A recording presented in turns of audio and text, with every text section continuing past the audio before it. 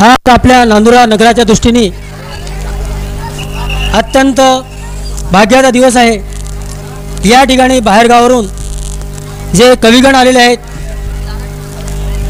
त्यांचं आपण सर्वांनी अगदी आनंदाने स्वागत केलं आहे। यानंतर कार्यक्रमाची सुरुवात प्रथम दीप प्रज्वलित करून होईल।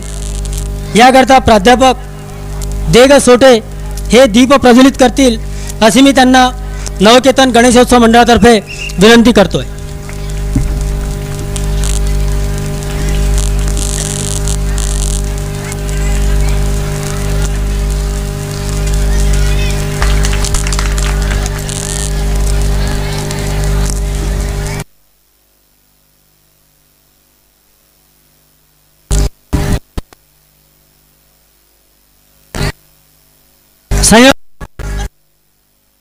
डागा हे आपले प्रास्ताविक 2 शब्द आपल्याला सांगतील अशी मी त्यांना विनंती करतो।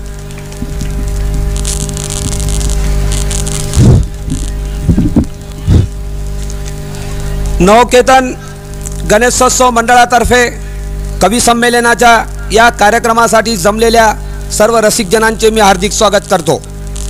आपल्या सर्वांच्या सहकार्याने आणि विघ्नहर्ताच्या कृपाप्रसादाने नवकेतन मंडळ गेल्या 19 वर्षापासून गणेशोत्सव साजरा करीत आहे। या 19 वर्षाच्या काळात नवकेतन गणेश मंडळाने केलेल्या विविध कार्यक्रमातून मंडळाच्या कार्याची कल्पना आपणास आली आहे। लोकमान्य टिळकांनी गणेशोत्सव राष्ट्रीय जागृतीसाठी सुरू केले। त्या काळात राष्ट्रीय स्वातंत्र्य मिळाले पाहिजे असा प्रयत्न होता।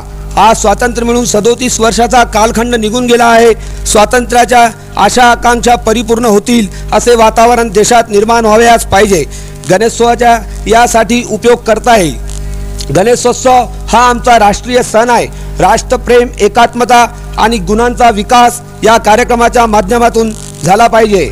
नवकेतन गणेशोत्सव मंडळाने या दृष्टिकोनातून आतापर्यंत विविध प्रकारच्या राष्ट्रीय कार्यक्रमांचे आयोजन केले आहे।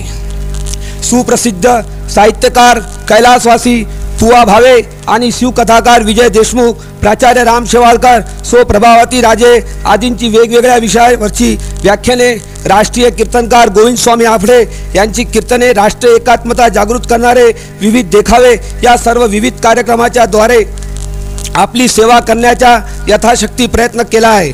कला संगम आणि जॉइंट्स ग्रुपच्या सहकार्याने हिंदी कवी संमेलनाचे कार्यक्रम यशस्वीरित्या सादर केले आहेत। मराठी कवी संमेलनाचा आजचा हा कार्यक्रम याच विचारातून घेतलेला आहे। विविध प्रकारचे विचार या कवी संमेलनातून आपल्याला मिळतील। या विचारातून समाजाची यथाशक्ती सेवा करण्याची इच्छा विघ्नहर्ता गणराया आपल्या अंतःकरणात निर्माण करो अशी गणरायाला प्रार्थना करून मी प्रास्ताविकाचे 2 शब्द संपवितो। आलेल्या पाहुण्यांचं स्वागत करणं हे आपलं प्रथम कर्तव्य आहे आणि त्या दृष्टीने आमच्या नवकेतन मंडळाचे संयोजक श्रीमान ताराचंदजी डागा हे प्राध्यापक विठ्ठल वाघ अकोला यांचं स्वागत करतील अशी मी त्यांना विनंती करतो।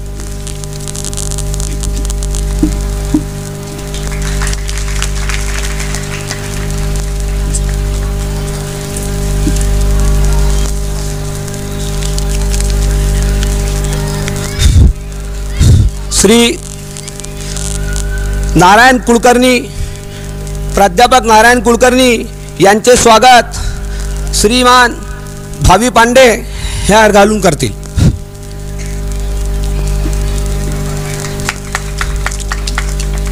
प्राध्यापक श्री देग सोटे यांचे स्वागत झामरे गुरुजी करतील।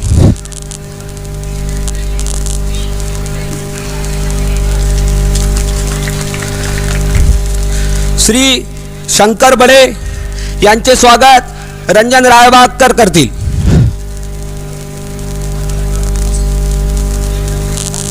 श्री शंकर बडे यांचे स्वागत किसन वैष्णव करतील।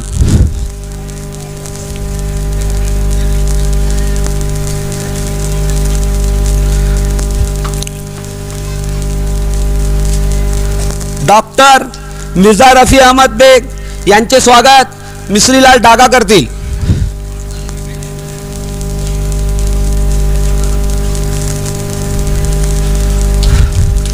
श्री कलीम खान यांचे स्वागत अर्जुन बोधळे करतील।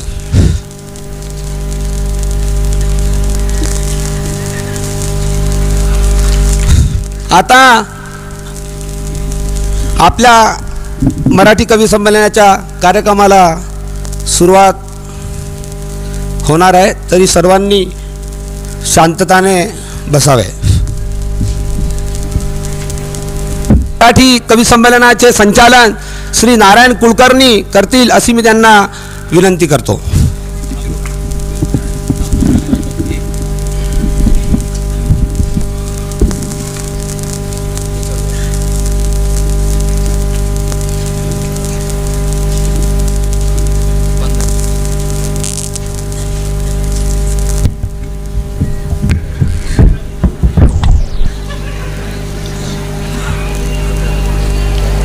नांदुऱ्यामधलं मराठी भाषेचं हे पहिलं कवी संमेलन आहे असं म्हणतात. म्हणजे महाराष्ट्रामध्ये असूनही इथल्याच मातृभाषेचं कवी संमेलन व्हायला उशीर लागला हे दुर्दैव. त्यातल्या त्यात सुदैवाची बाब अशी की ज्याची मातृभाषा मराठी नाही अशा श्रीयुत ताराचंद डागा यांनी मराठी कवी संमेलन भरवण्यासाठी येथे जो पुढाकार घेतला त्याबद्दल खरोखरच त्यांचे आभार मानण्यासारखे आहेत. आणि आपण सुद्धा इतक्या प्रेमानं इथे सर्व काही घरचे कामधंदे सोडून आलात आणि आनंदानं बसलात त्याबद्दल आम्हाला अतिशय आनंद होत आहे. इथे आपल्यासमोर स्टेजवरती जे कवी बसलेले आहेत त्या कवींमध्ये प्रत्येकाचा जो नमुना आहे तो वेगळा असा नमुना आहे. मिर्झा रफी अहमद बेग हे हास्य कविता वऱ्हाडीमध्ये लिहितात. शंकर बडे लोकगीतांच्या चालीवरती वऱ्हाडी जीवन व्यक्त करतात.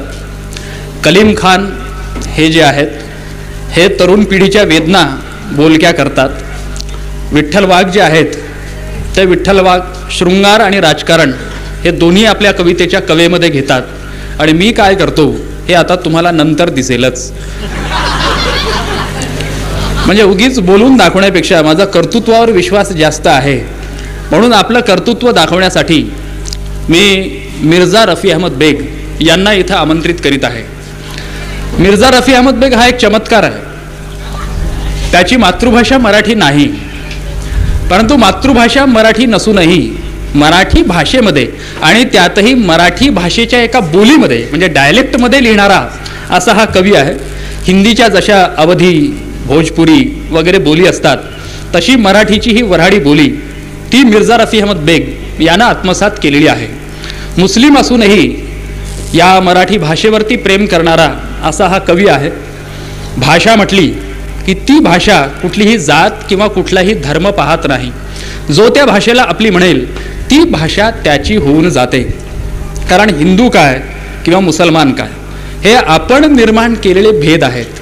मालिक ने पहले तो हमें इंसान बनाया, हमने उसे हिंदू या मुसलमान बनाया. कुदरत ने तो बख्शी थी हमें एक ही धरती, हमने कहीं भारत कहीं ईरान बनाया. हे जे आपण निर्माण केलेले भेद आहेत ते मिटवण्यासाठीच जणू काही डॉक्टर मिर्झा रफी अहमद बेग यांचा अवतार या पृथ्वीवरती झालेला आहे. ते धनज माणिकवाडा इथले राहणारे आहेत. तिथे ते डॉक्टरकी करतात. तिथे डॉक्टरकी करतात. इथल्या माणसाचा सोडा तिथल्याही माणसाचा त्यांच्यावर विश्वास नाही. कधी कधी स्वतःला औषध घ्यायचं असतं तेव्हा ते यवतमाळला डॉक्टरकडे जातात. सुरुवातीपासूनच शाळेमध्येही त्यांचं कर्तृत्व जे होतं ते दिसून येत होतं. स्वतंत्र विचार ते मांडत होते. इतके मांडायचे की उत्तरपत्रिकेमध्ये ते लिहायचे की या उत्तरपत्रिकेतील मते ही माझी स्वतःची आहेत, ती अधिकृत पुस्तकातील उत्तरांशी सहमत असतीलच असे नाही. तर असे डॉक्टर मिर्झा रफी अहमद बेग आपल्या समोर येत आहेत. आपण त्यांचं स्वागत करावं अशी इच्छा.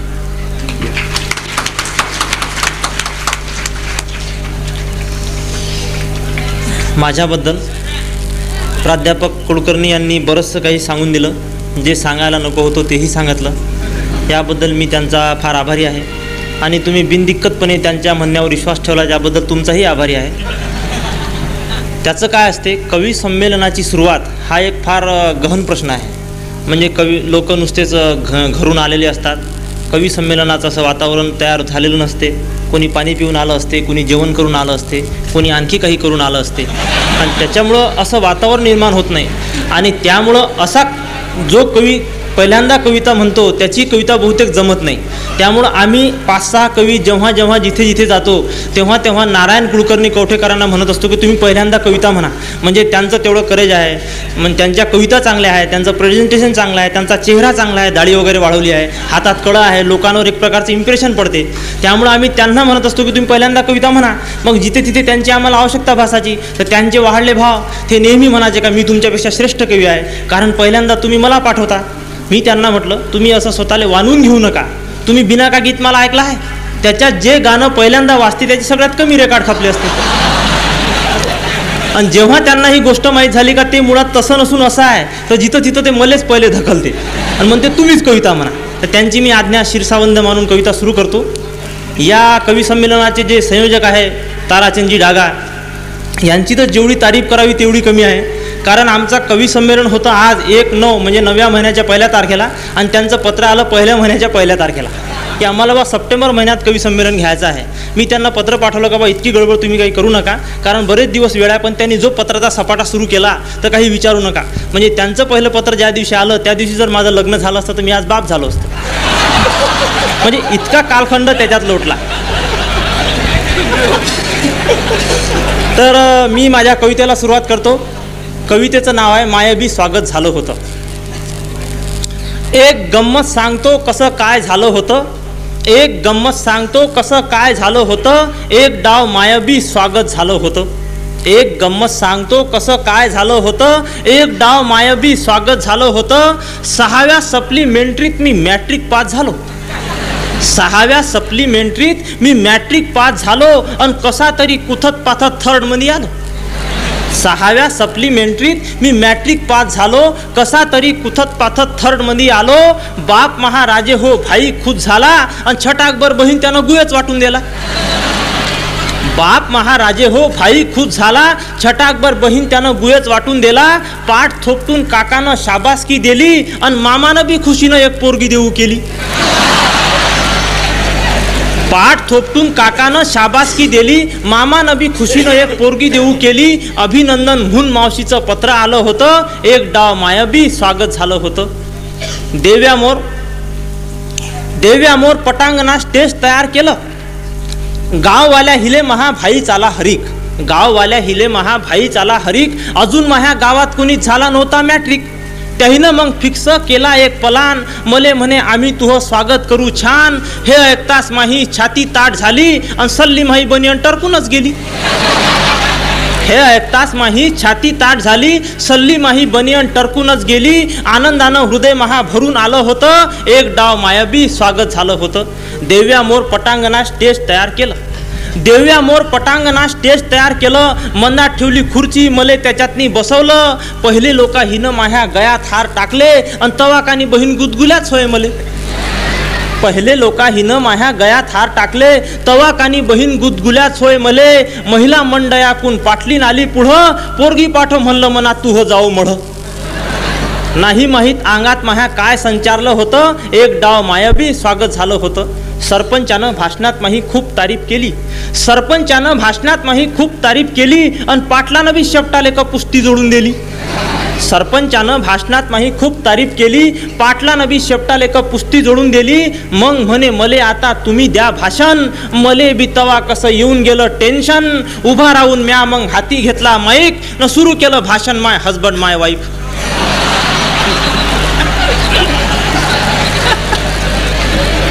मग म्हणे मले आता तुम्ही द्या भाषण, मले बी तवा कसं येऊन गेलं टेन्शन. उभा राहून म्या मग हाती घेतला माईक न सुरू केलं भाषण माय हजबंड माय वाईफ.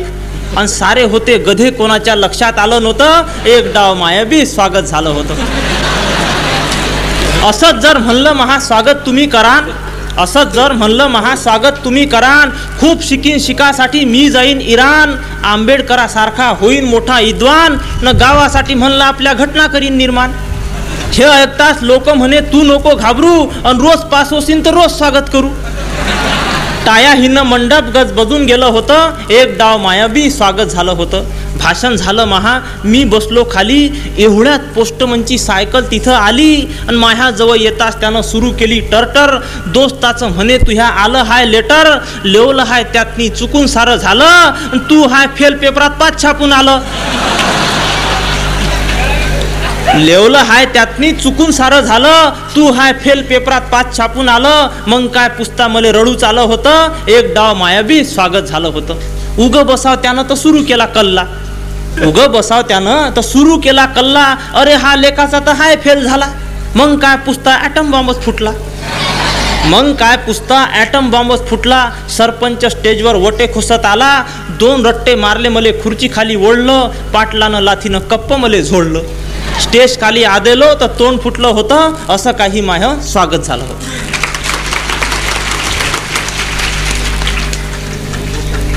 हे असं स्वागत एकदा त्यांचं झाल्यामुळे की बाबा माणूस फेल होतो आणि पेपरात 5 छापून येते, तेव्हापासून त्यांनी परीक्षा देणं सोडून दिलं. आणि असं स्वागत कोणाचं होऊ नये अशी मी सदिच्छा व्यक्त करतो. स्वागतामध्ये आणखी एक तऱ्हा असते, यावेळी ती तऱ्हा पाळल्या गेली नाही, हे फार बरं झालं की ताराचंद आणि डागा जे आहेत. नाही तर सुरुवातीला काय होतंय की कवी आले म्हणजे तिथले संयोजक जे असतात ते त्यांचा परिचय करून देतात की अमुक कवी असे आहेत, तमुक कवी असे आहेत. तर अशा परिचयाचा मी धसकाच घेतलेला होता. एका ठिकाणी मी कार्यक्रमासाठी गेलो तेव्हा संयोजक उभे राहिले आणि मग परिचय करून देताना एक होते की माणूस त्या माणसाची नको एवढी तारीफ करत जातो.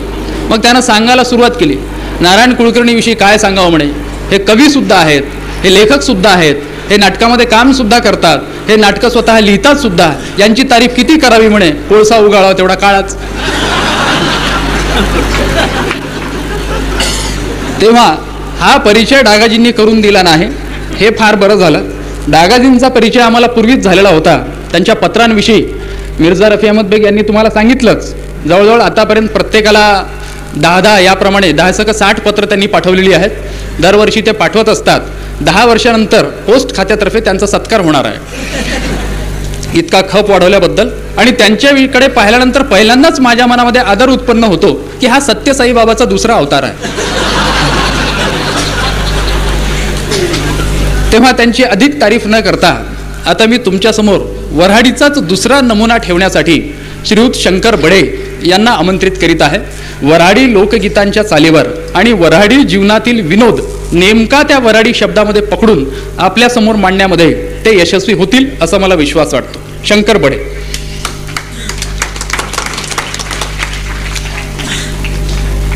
आता जेव्हा आम्ही इथं आलो तेव्हापासून असं ठरलं तर आमचं गेल्या 7-8 वर्षापासून आहे का एकमेकाबद्दल स्टेजवर लोकांसमोर सांगू नये, म्हणजे कार्यक्रम झाल्यावर लोक घरी गेल्यावर आपसात सांगावं.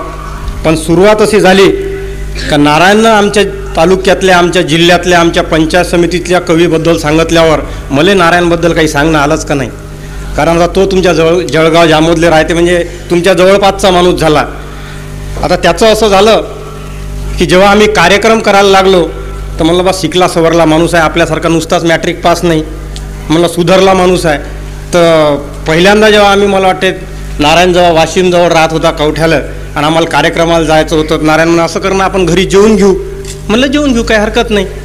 घरी गेलो बा तर काही नाही, बेसन आणि पोळी. म्हणलं एवढं 9 वाजतापासून सांगते जेवून घेऊन बेसन आणि पोळी. म्हणलं गडबड होती, झालं असं.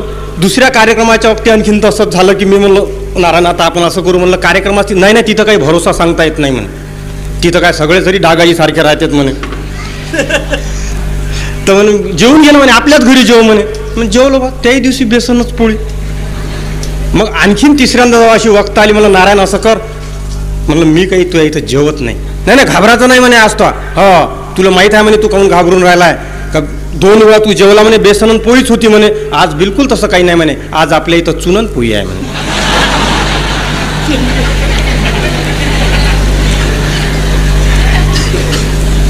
आता तुम्ही पेपर वाचणारे माणसं आहात, अनेकदा पेपरात हे येते का वऱ्हाडीतून लिहिलं पाहिजे, नाही लिहिलं पाहिजे. हे जे लय शिकले सवरले लोक आहेत त्याचे कामं आहेत काय केलं पाहिजे आणि काय नाही केलं पाहिजे याच्यातच राहतात नुसते. पण आता काही गोष्टी कुठं आहे आणि कुठं नाही आहे, त्याला काही तुमचा हा इलाज थोडीच आहे. आता नाते कुठेही सारखेच आहे. मग ते वऱ्हाड असलं काय, मराठवाडा असला काय, पश्चिम महाराष्ट्र असला काय, कुठेही जाणतं नाते सारखेच आहे. भावा बहिणीचं नातं, सासू सुनीचं नातं काही कुठं बदलते, पण काही काही नात्याची मजा कुठं कुठं आहे आणि कुठं कुठं नाही. आता माणूस जवळीक जवान असते तवरीक तर ठीक आहे, पण तो जसा जसा बुढा व्हायला लागते तसं तसं त्याला असं वाटतं का आपल्याला कोणी जवान म्हणावं. आणि या बुढ्याही माणसाले जवान राखणारं नात्याची मजा फक्त आपल्या वऱ्हाडीत आहे, आणि ते आहे युहाया इन्हीचं नातं. आता खरं पाहिलं तर त्याच्यात तसं काही नसते. नाही मी खरंच सांगून राहिलो. आता खरं पाहिलं तर त्याच्यात तसं काही नसते, पण माणसाले असून नसल्यासारखं वाटते, नसून असल्यासारखं वाटते. आता आपल्या खेड्यापाड्यात या आपल्या बाबूसाठी हा पोरगी पाहायला गेला आणि तिकडून आला, तर त्याला हे नाही विचारत का पोरगी कशी होते, काजी सकारामजी इन सुधी होती. तर असा हा बुवा दुपारच्या वक्ताले आपल्या सुनीले आणाले चालला आहे. छोटीशी कविता युहाई. दुपारची वक्त आहे. आपल्या खेड्यापाड्यात जिथून पांदण लागते त्याच्या अलीकडं मारुतीचा पार असते, त्याच्यावर मिर्झासारखे ज्याले कामधंदे असे 2-4 लोक बसून असतात. तर जशी याचा छकडा तिथं येते तर एक जण विचारते काजी सखारामजी कुणीकडं, ते म्हणते काही नाही सुनबाईले आणायला चाललो होतो. कवरी केसान. आता हे त्याला विचारलं तर त्याला सांगू द्यावं का नाही, याच्या बाजून दिले का हे काय याच्या हातात आहे, इन येऊ दिन तवा इन. तर असा हा बुवा दुपारच्या वक्ताले त्या खेड्यात गेला आहे. तेही खेडच आहे, दुपारची वक्त आहे. घरचा माणूस वावरात गेला आहे, घरची पोरगी शाळेत गेली आहे, घरात बाई एकलीच आहे.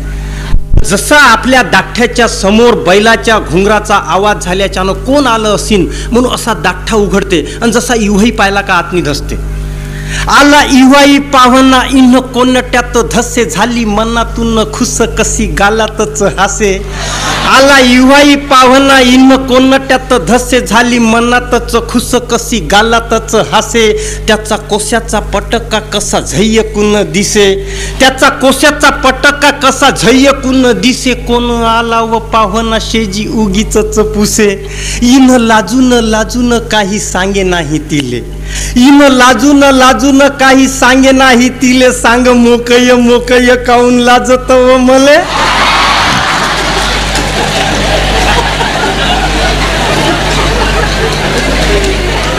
मी तुम्हाला पहिल्यांदा सांगितलं का दुपारची वक्त आहे. आता खेड्यापाड्यात एक मामला असा असते का ओळखीचा माणूस आला तर जेवल्या बिगर जात नाही. हे वाघ साहेबासोबत मी मोठ्या मोठ्या शहरात गेलो, त्याच्या अकोल्याला आलो, इथले लोक मस्त राहते, सुपारीच्या भुरक्यावरच जमवतात. पण आपल्या खेड्यात तसं नाही. माणूस पाहुणा आला तर जेवल्याशिवाय जात नाही. आणि मग इथे हिवाईच आला, बाई स्वयंपाकाला लागते, पण वाढण कोण, पोरगी तर शाळेत गेली आहे. मग शेजीच्या पुरील म्हणते बाई आमच्या शकुनीले बोलावून आण. खेड्यापाड्यातले मास्तर इमानदार, घरचं बोलावून आलं का पोट्याला धाडून देतात. वाडे जाऊन कोणी हे घरातून सांगे, वाडे जाऊन कोणी हे घरातून सांगेन. थोई नाही नाही म्हणे आन चतकोर मांगे. केली पुरणाची पोळी त्याले तुपाची हो जोडी, केली पुरणाची पोळी त्याले तुपाची हो जोडी. झाला युवाई भी खुश आता जुतली हो गाडी. बसे लेकही जायाले कशी हुर हुर राहे. कोशाचा पटका कसा मांग मांग पाहे.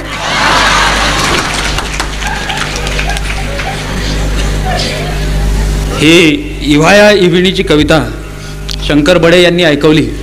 माझी खात्री आहे की जेव्हा त्याच्या मुलाचं लग्न ठरवायसाठी ते जातील तेव्हा आधी विहीण पसंत करतील. त्यांनी सांगितलं की शहरातले लोक जे असतात, विठ्ठल वाघ वगैरे सारखे, खेड्यामध्ये तरी जेवणाचा आग्रह करतात, तिथे सुपारीच्या भुरक्यावरच जमवतात थोडीशी सुपारी देऊन. नाही, तसं नाही. विठ्ठल वाघांनी त्याच्यामध्येही सुधारणा केलेली आहे. आता जर कोणी विठ्ठल वाघांकडे गेलं तर त्याला सुपारीचा भुरका मिळत नाही. त्यांच्या घरामध्येच त्या खोलीमध्ये एक सुपारी अशी दोरीला बांधून लटकवलेली आहे.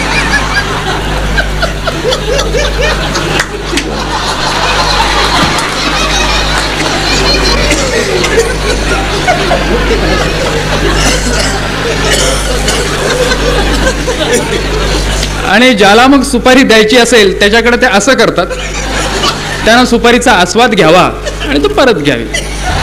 अशी जवळजवळ गेल्या 10 वर्षामध्ये एकच सुपारी त्यांच्याकडे उपयोगात आणली जात आहे. आपण जाल तेव्हा लक्षात ठेवा. म्हणजे स्वतःची सुपारी बरोबर न्या, असाच त्याचा अर्थ आहे. आणि याच्यानंतर मी अशोक थोरात नावाच्या कवीला तुमच्यासमोर बोलवत आहे. त्याचं अशोक थोरातविषयी सांगण्यासारखं असं आपण थोडंसं गंभीरपणे ऐकून घ्या की हा माणूस अपंग आहे. या माणसाला बरोबर चालता येत नाही, बरोबर लिहिता येत नाही, इतकंच काय पण त्याला बरोबर बोलता येत नाही. अडखळत तो बोलत राहतो. परंतु तुम्ही जेव्हा त्याचे शब्द ऐकाल तेव्हा निश्चितपणे त्याचे जे बोबडे बोल आहेत ते सुद्धा तुमच्या हृदयाला स्पर्श करून जातील अशी मला खात्री वाटते. इतकं असूनही त्यांना स्वतःच्या जिद्दीने तो मराठीमध्ये MA झाला, VMV कॉलेजमध्ये प्रोफेसर म्हणून, मराठीचा प्रोफेसर म्हणून लागला. आता सध्या वैद्यकीय कारणावरून त्याला कमी करण्यात आलेलं आहे, परंतु याची आपल्या जीवनातलं दुःख प्रगट करणारी की ज्या जीवनामध्ये माणसाला उन्हाळ्यामध्ये सुद्धा डांबरी रस्त्यावरून जात असताना जोडे घालता येत नाहीत, तर केवळ टायरचे सोल लावलेली चप्पल वापरावी लागते, अशा दुखण्याचं वर्णन त्यांनी त्या कवितेमध्ये केलेलं आहे. त्याच्याविषयी सांगायचं तर मी असंच म्हणेन की हे खरे की खूप माझे हाल झाले, परी माझे गाणे कधी ना बेताल झाले. हे खरे की हा खिसा होता रिकामा, पण हृदय हे कधी ना कंगाल झाले. अशा श्रीमंत हृदयाची एक कविता आपण अतिशय कान लावून अशोक थोरातकडून ऐकावी.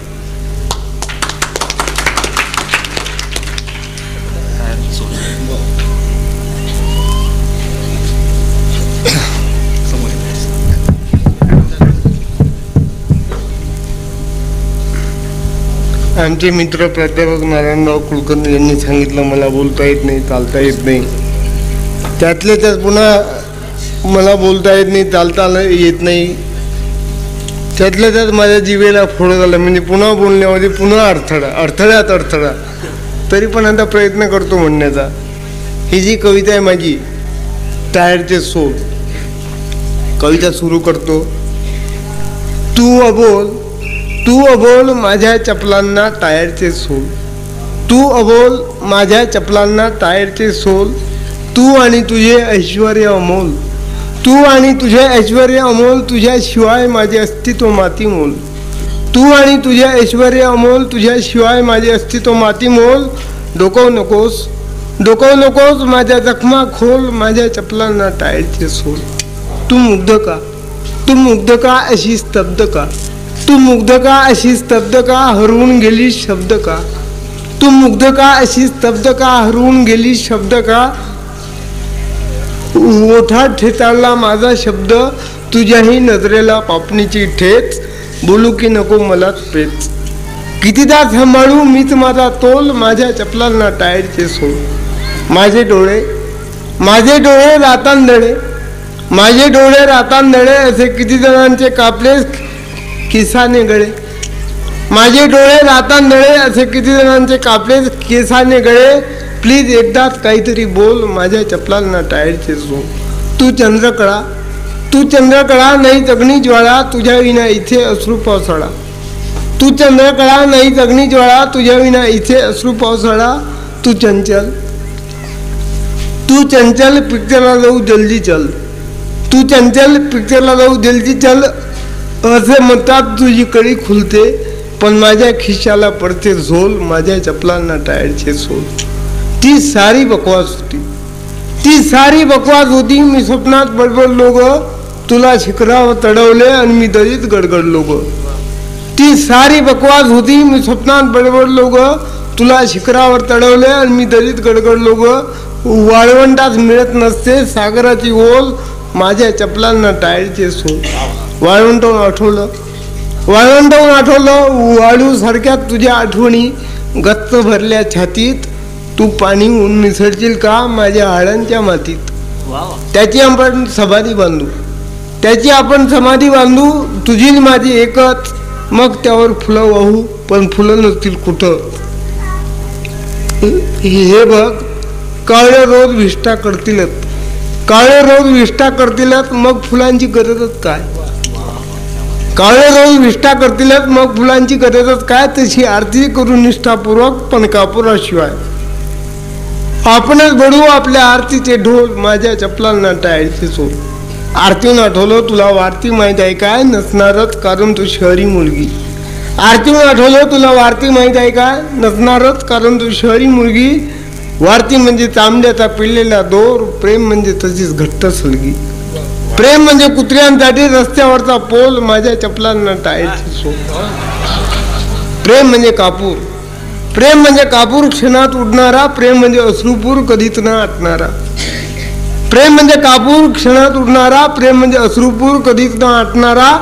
प्रेम म्हणजे नुपूर नर्तकीच्या पायातले, प्रेम म्हणजे नुपूर नर्तकीच्या पायातले. प्रेम म्हणजे पंढरपूर बडव्यांच्या खिशातले. प्रेम म्हणजे नुपूर नर्तकीच्या पायातले, प्रेम म्हणजे पंढरपूर बडव्यांच्या खिशातले. प्रेम म्हणजे शहरातल्या कटाराचे मेनूहोल, माझ्या चपलांना टाळायचे सोल.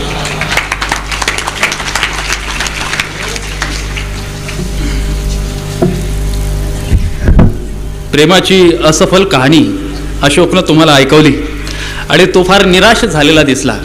परंतु माझं अशोकला असं सांगणं आहे की प्रेमामध्ये माणसानं इतक्या लवकर निराश होऊ नये. कारण प्रेमामध्ये तुमचं हृदय पक्कच असून चालत नाही, ते थोडंसं बेशरमसुद्धा पाहिजे. म्हणजे 2-4 वेळ जेव्हा प्रेमभंग होईल तेव्हा माणसानं प्रेम करायला सुरुवात करावी. आणि त्याही प्रेमामध्ये जर प्रेयसीनं कधी तुम्हाला नाकारलं तर कधीही संकोच वाटू देऊ नये किंवा मनाला दुःख करून घेऊ नये. एका प्रेयसीनं असंच तिचा जो प्रियकर होता त्याला त्याच्या मैफिलीतून हाकलून दिलं. पण हाकलून दिल्यानंतरही तो मुकाट्यानं घरी जाईल तो प्रियकर कसला, तो खरा प्रेमी, तो पुन्हा त्या मैफिलीमध्ये परत आला. आणि मग त्या प्रेयसीने विचारलं की तू इतका कसा बेशरम आहेस की मी तुला हाकलून दिलं तरीही तू परत आला. तेव्हा तो असं प्रियकर म्हणाला कि महफिल में इस ख्याल से फिर आ गया हूं मैं कि मुझको निकाल के शायद पछता रहे हैं आप. असा प्रकार प्रेमाच्या बाबतीत घडतो. आमच्या शंकरबडेच्या बाबतीत वेगळा घडतो. तो जेव्हा वापस येतो मैफिलीमध्ये एखाद्या वेळी हाकलून दिल्यानंतर, तेव्हा शंकरबडे असं म्हणतो की महफिल में इस ख्याल से फिर आ गया हूं मैं कि मुझको निकाल के शायद कुछ खा रहे हैं आप. तेव्हा असे प्रसंग आयुष्यामध्ये यायचेच. अशोकने निराश होऊ नये. आणि मी पुन्हा कलीम खान यांना बोलवित आहे. तरुण पिढीच्या वेदना ज्या आहेत त्या कलीम खान हे अतिशय चांगल्या रीतीने व्यक्त करतात. कलीम खान म्हणजे त्यांचं पूर्ण नाव कलीमुल्लाह असं त्यांचं नाव आहे. कलीमुल्लाह म्हणजे अल्लाह से कलाम करने वाला, म्हणजे अल्लाहला काहीतरी सांगणारा, अल्लाहशी बोलणारा. आता ते तुमच्याशी बोलतायत याचा अर्थ ते बंदे आहेत आणि तुम्ही अल्लाह आहात असा त्याचा अर्थ आहे. तेव्हा तुम्हाला एवढा ते मोठेपणा देत आहेत म्हणून तुम्ही आनंद व्यक्त करावा आणि कलीम खानचं स्वागत करावं.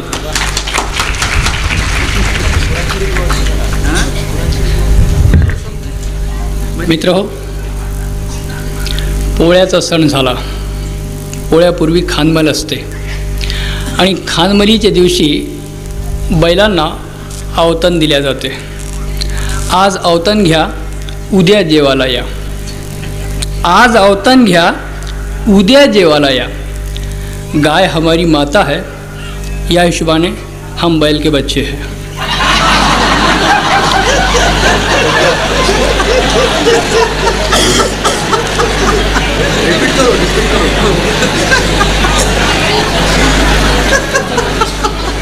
आणि आपल्या राजकारणी लोकांनी हे पुरतेपणे ओळखलेलं आहे की भारतीय जनता म्हणजे बैल. ते सुद्धा जेव्हा त्यांना मतं पाहिजे असतात त्यावेळेस आश्वासन देतात, आज वोट द्या, उद्या तुमचे जे काही प्रश्न असतील ते मिटू उद्या. याला म्हणतात स्वप्न. आज अवतन घ्या, उद्या जेवायला या, याला म्हणतात स्वप्न. आणि आपण स्वप्नावर जगतो आणि हे लोक स्वप्नांचे व्यापारी आहेत. मित्र हे स्वप्नांचे व्यापारी आहेत. दर 5 वर्षांनी येतात आणि निघून जातात मृगातील लाल रेशमी किड्यांसारखे, मागे ठेवून फक्त कापुरी आश्वासने. विश्वासाने जपून ठेवलेली ती आश्वासने जेव्हा आम्ही उघडून पाहतो, विश्वासाने जपून ठेवलेली ती आश्वासने जेव्हा आम्ही उघडून पाहतो तेव्हा त्यांचं केव्हा संप्लवन झालेलं असते. वचनपूर्ती, निष्ठा, नीतिमत्ता वगैरे वगैरे ह्या साऱ्या गोष्टी ह्यांच्यासाठी अगदी फालतू असतात, सिगरेटच्या पाकिटावरील वैधानिक इशाऱ्यासारख्या. वचनपूर्ती, निष्ठा, नीतिमत्ता वगैरे वगैरे ह्या साऱ्या गोष्टी ह्यांच्यासाठी अगदी फालतू असतात, सिगरेटच्या पाकिटावरील वैधानिक इशाऱ्यासारख्या. यांना हवी असते फक्त खुर्ची. एकट्या बिचाऱ्या खुर्चीसाठी हे 5-50 जेव्हा भांडायला लागतात तेव्हा उगीचच पुन्हा पुन्हा डोळ्यासमोर उभं राहते उत्तरा नक्षत्रातील ते दृश्य. एकट्या बिचाऱ्या खुर्चीसाठी हे 5-50 जेव्हा भांडायला लागतात तेव्हा उगीच पुन्हा पुन्हा डोळ्यासमोर उभं राहते उत्तरा नक्षत्रातील ते दृश्य. हे मात्र तिकडे खुशाल भुंकत असतात. ह्यांचं भुंकणं बेताल असते, तरीही ते थांबवण्याची धमक आता कुणातही उरलेली नसते. कारण येथील साऱ्याच एकलव्यांचे अंगठे कापून टाकलेले असतात मतदानाच्या सोजवळ नावाखाली. धन्यवाद. राजकीय पुढाऱ्यांच्या ढोंगीपणाविषयीची चीड व्यक्त करणारी ही कविता कलीमनं आपल्या पॉवरफुल आवाजात म्हटली. यावरून तुमच्या 2 गोष्टी लक्षात आल्या असतील. एक म्हणजे राजकारणी लोकांविषयीची कलीम खान यांच्या मनात असलेली चीड, आणि दुसरी गोष्ट म्हणजे उत्तरा नक्षत्र आणि भाद्रपद महिन्याचा त्याचा अभ्यास.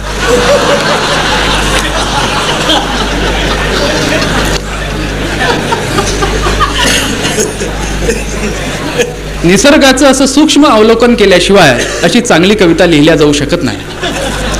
तेव्हा याच्यानंतर मी बालकवी श्री देवीदास सोटे यांना बोलवीत आहे. आता तुम्हाला असं वाटेल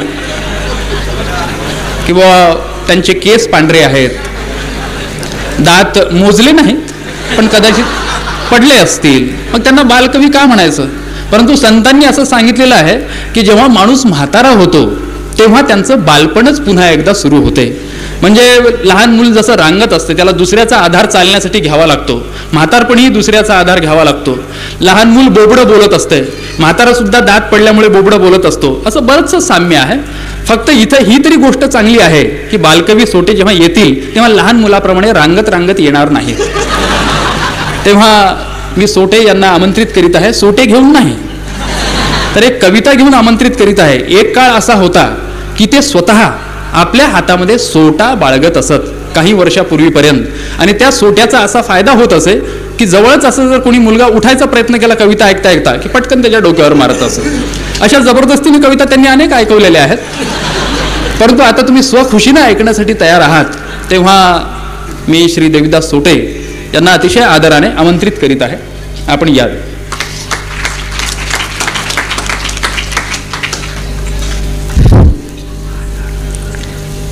रसिको, 3-4 कविवर्यांच्या कविता आपण ऐकलेल्या आहेत.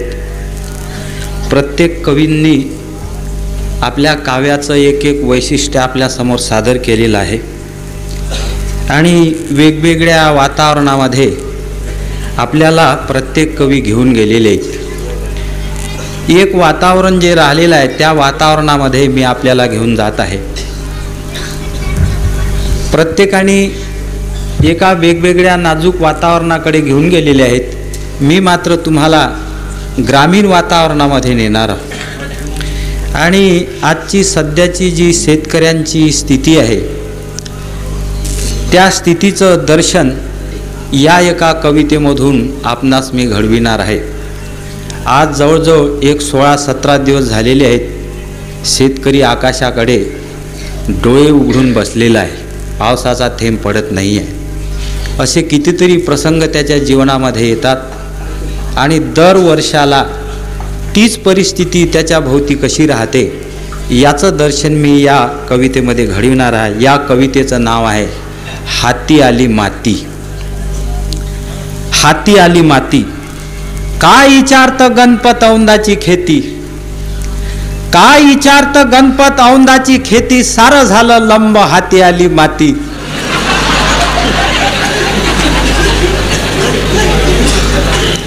काय विचारत गणपत औंदाची खेती, सारं झालं लंब हाती आली माती. काय विचारत गणपत औंदाची खेती, पाऊस झाला बरा. सुरुवातीलाच पाऊस आला यावर्षी.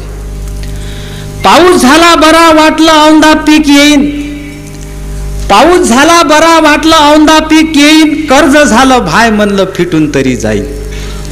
शेतकऱ्याला स्वतःचा फायदा झाला पाहिजे किंवा मला खूप उत्पन्न झालं पाहिजे याच्याकरता शेतात पिकलं पाहिजे याची काळजी नसते. त्यानं बिचारानं जे कर्ज काढून आणलेलं असतं ते तरी फिटलं पाहिजे याची त्याला जास्त काळजी असते. पाऊस झाला बरा वाटला औंदा पीक होईन, कर्ज झालं भाय म्हणलं फिटून तरी जाईन, वावरात जाऊन पाहिलं कणसायले दाणे 5. भारी ज्वारी जी आहे या 4-5 वर्षामध्ये होतच नाही, सगळ्या पान पिशास व्हायला लागल्या आहे, म्हणून लोक अलीकडे हायब्रिड पेरायला लागलेत.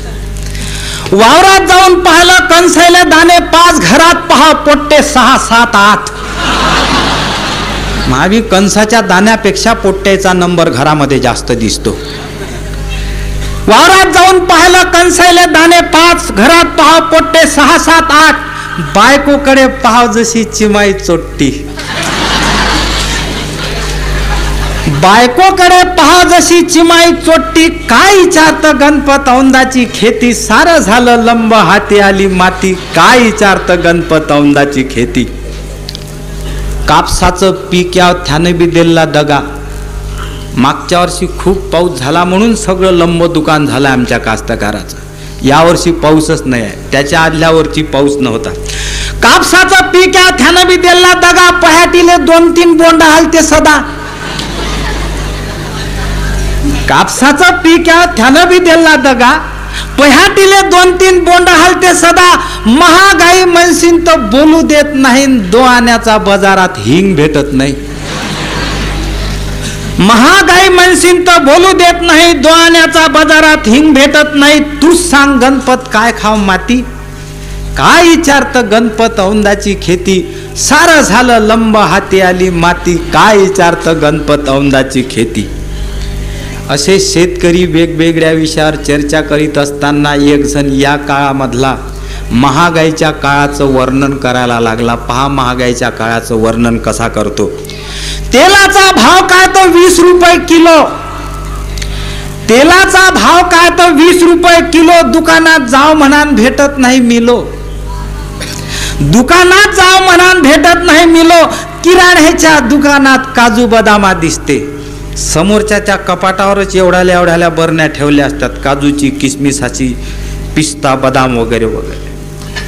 दुकानात आमच्या थोड्याशा छोटं गाव असलं तिथे जर म्हटलं का आम्हाला 2-3 किलो काजू दे किंवा 2-3 किलो किसमिस दे, तर त्याच्या दुकानातच सापडत नाही तेवढी.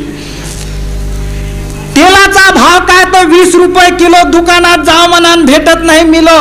किराण्याच्या दुकानात काजू बदामा दिसते, गरीबाईचे पोट्टे वरतून बरण्यात चाटते, गरीबाईचे पोट्टे वरतून बरण्यात चाटते. बोमलते नासुकल्या बिस्किटासाठी, काय विचारतं गणपत औंदाची खेती, सारं झालं लंब हाती आली माती, काय विचारतं गणपत औंदाची खेती. त्याच ठिकाणी एक म्हातारा माणूस बसलेला होता. त्यानं महागाईचं वर्णन ऐकलं, तो त्याच्या काळामधलं स्वस्ताईचं वर्णन कसा करतो. अजूनही जुने लोक त्यांच्या स्वस्ताईच्या काळाचं दर्शन घडवतात, तोही कसा घडवतो. आणि म्हणून तो काय म्हणतोय, 10 रुपयाचा कपडा माझ्या आजानं आणला होता. आता 10 रुपयाचं 1 मीटरभर कापड कॉटनचं मिळत नाही आहे, तर ते टेरी कॉटन टेरी उलचं कुठे मिळणार आहे. म्हणून तो वर्णन कसा करतो त्या काळातलं. 10 रुपयाचा कपडा माझ्या आजानं आणला होता, समद्या घराले पुरून आणखीन उरलाच होता. म्हणजे त्यावेळेस घरातही असे काही 2-3 टवळे असे राहत नव्हते, 15-15, 20-20 लोकांची फॅमिली त्या घरामध्ये राहत होती. त्याचं वर्णन करतो. 10 रुपयाचा कपडा महाराजानं आणला होता, समद्या घराले पुरून आणखी उरलाच होता. त्याच कपड्यामध्ये महाआजा गेला होता.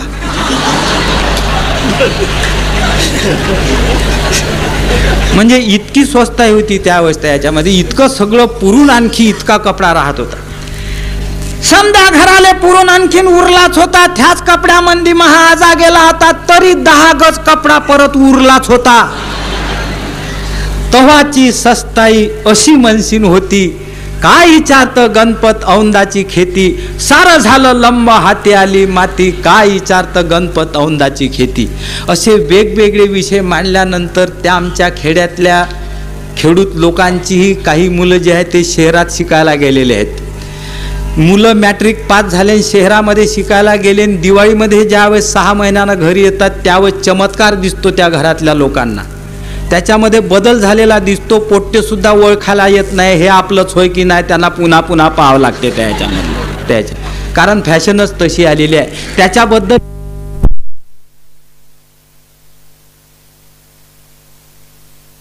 वाढवून राहिले. जवान पोट्टे आता झापरे केस वाढवून राहिले. मारी चिबीन तोंडाली इस्नू पावडर लावून राहिले. जवान पोट्टे झापरे केस वाढवून राहिले. मारीची बहीण तोंडाली इस्नू पावडर लावून राहिले. इस्नू पावडर लावून दिसून राहिले नरम. इस्नू पावडर लावून पोट्टे दिसून राहिले नरम. बुडे बाडे हरदम आपले गरमचे गरम. इस्नू पावडर लावून पोट्टे दिसून राहिले नरम. बुडे बाडे हरदम आपले गरमचे गरम. जवान पोट्टे लेकायचे ढिले बनून राहिले. म्हाताऱ्या बुढायले लेकर होऊन राहिले.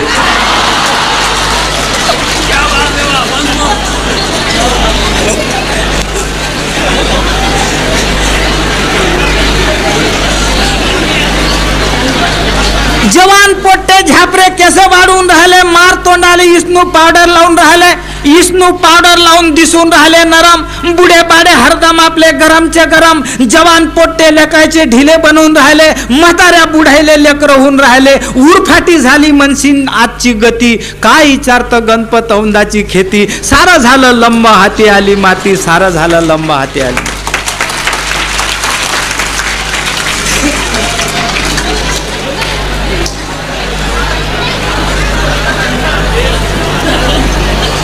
म्हाताऱ्या बुढ्याले लेकरं होऊन राहिले असं सोटे साहेबांनी सांगितलं. याचा अर्थ असा की देवीदास सोटे यांच्या घरी पाळणा एवढ्यात केव्हा तरी हलणार आहे. आणि जोपर्यंत ते म्हातारे आहेत तोपर्यंत पाळणा बंद होण्याचं काही कारण नाही. तर आता या पाळण्यामागे खरं कारण असते प्रेम. आता ते प्रेम जे असते, माणूस थोडासा तरुण वगैरे झाला म्हणजे मग प्रेमामध्ये पडत असतो. काही काही जण तर प्रेमामध्ये धाडकन पडतात. मग दुखापत जेव्हा होते मग तेव्हा त्यांना कळते की आपण प्रेमामध्ये पडलो होतो. मग प्रेमामध्ये कधी कधी फसगतही होते. तसा आमचा कलीम खान आहे,